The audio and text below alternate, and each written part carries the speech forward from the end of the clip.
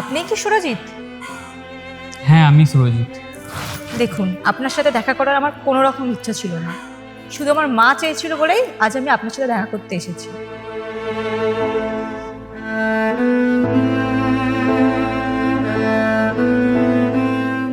আর হ্যাঁ, আমি আপনাকে বিয়ে করতে পারবো না, কারণ যার আগের বউ মাত্র 15 দিনের মধ্যে যার স্বামীকে ছেড়ে চলে যায়, তার চরিত্র কেমন হবে সেটা আমার ভালোভাবেই জানা আছে।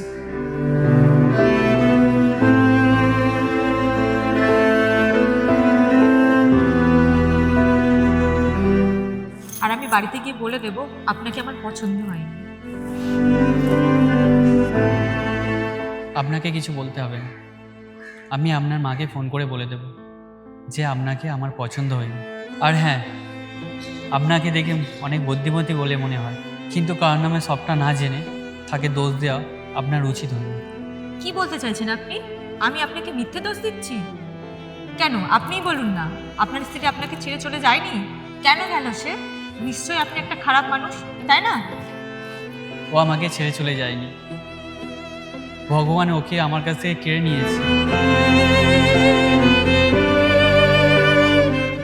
মানে কিছু বুঝলাম না। তাহলে শুনুন, দিনটা ছিল কলেজে আমার প্রথম দিন। আর ওই দিনই আমি ওকে প্রথম দেখেছিলাম।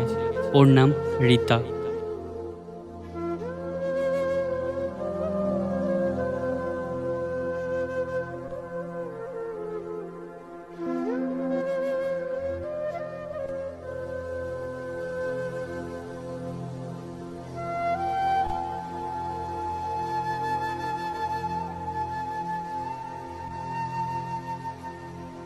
কিছুদিন ওকে ফলো করেছিলাম, ভেবেছিলাম ও কিছু জানে না।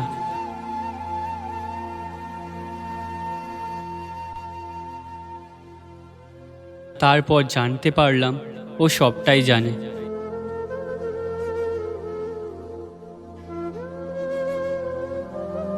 একদিন সাহস করে ওকে বলেই দিলাম, আমি তোমাকে ভালোবাসি।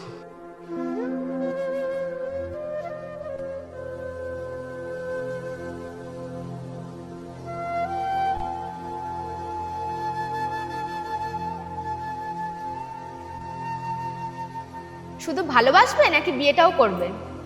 হ্যাঁ হ্যাঁ, বিয়েও করব। ঠিক আছে।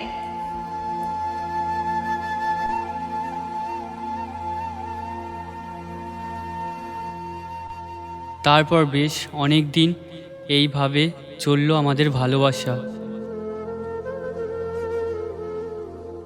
হঠাৎ ওর প্রচণ্ড কাশি হয় আর মুখ থেকে রক্ত বেরোতে থাকে।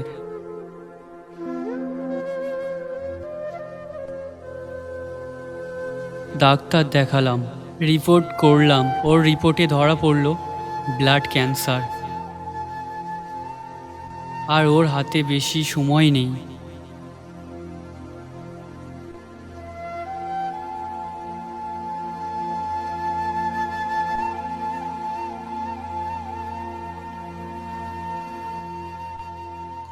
তোমাকে একটা কথা বলবো? হ্যাঁ বলো। আমি যতদিন বেঁচে আছি আমি তোমার বউ হয়ে থাকতে চাই। তারপর মন্দিরে গিয়ে আমি ওকে বিয়ে করি।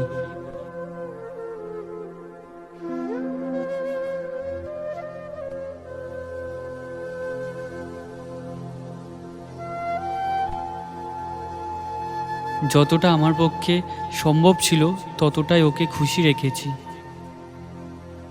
একদিন ও হঠাৎ আমাকে বলল, তোমাকে একটা কথা বলবো? হ্যাঁ বলো। তোমাকে ছেড়ে আমাকে চলে যেতে হবে। তোমার এই হাসি মুখটা আমি আর কোনোদিন দেখতে পারবো না। ভগবান আমার সাথে এটা কেন যে করলো?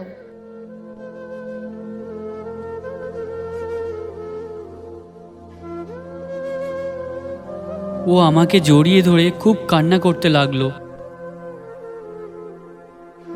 তারপর সেই দিনটা চলেই আসলো।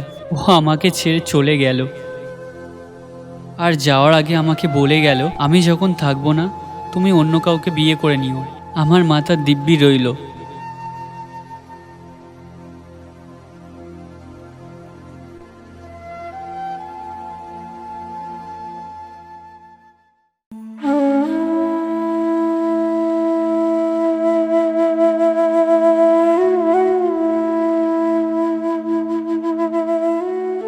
আপনি ঠিকই বলেছেন, আমি অনেক খারাপ মানুষ। তা না হলে আমার ভালোবাসার মানুষটাকে ভগবান এইভাবে কেড়ে নিল।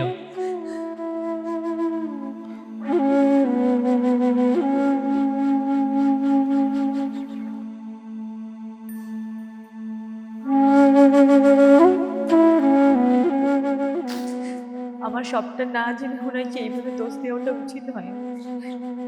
ওনার মতো মানুষকে বিয়ে করাটা অনেক ভাগ্যের ব্যাপার।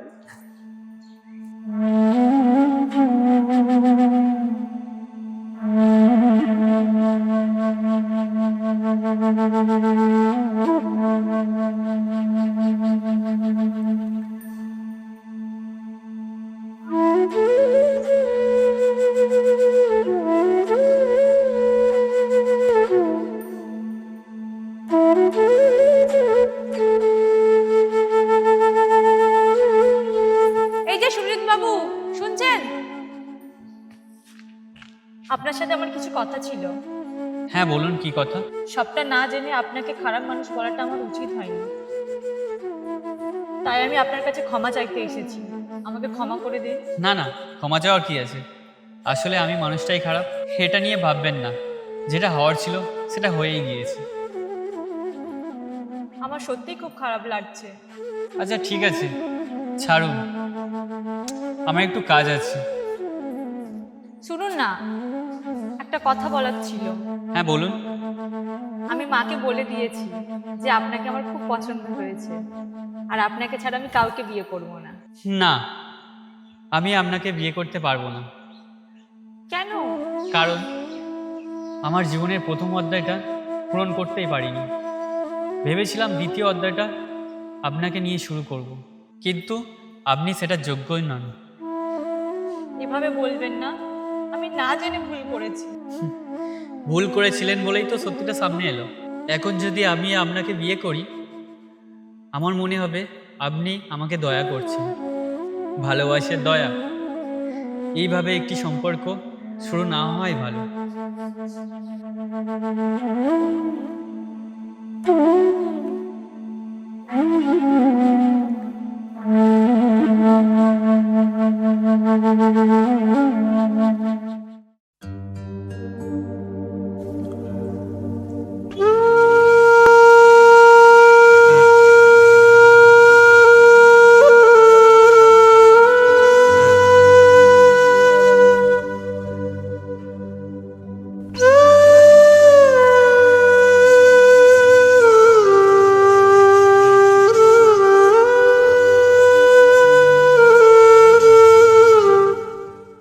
কি লিখছেন? আরে আপনি কেমন আছেন? ভালো আছি। তা আপনি কি লিখছেন সেটা বললেন না তো? আমি আমি আমার ভালোবাসার প্রথম অধ্যায়টা লিখছিলাম। বাহ, এ তো খুব ভালো কথা। যাক, ভালোবাসাটা কি তাহলে বুঝেছেন। তা আমাকে একটু দিন, আমি পড়ি আপনার ভালোবাসার প্রথম অধ্যায়টা। না না, আপনাকে এসব করতে হবে না। দিন না। আরে আর দিন।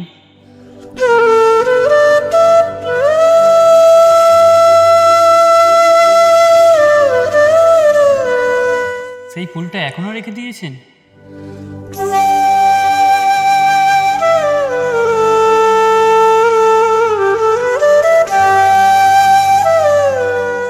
এগুলো তো আমারই গল্প। তাহলে আপনি কেন বললেন আপনার ভালোবাসার প্রথম অধ্যায়?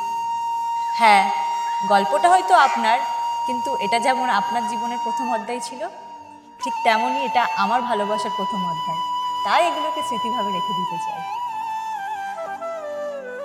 এত ভালোবাসলেন কবে আমায়? যেদিন থেকে মন থেকে চেয়েছি তোমায়।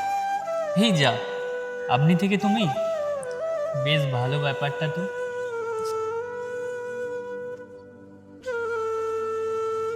তাহলে আমার জীবনের দ্বিতীয় অধ্যায়টা আজ থেকে শুরু করবেন নাকি?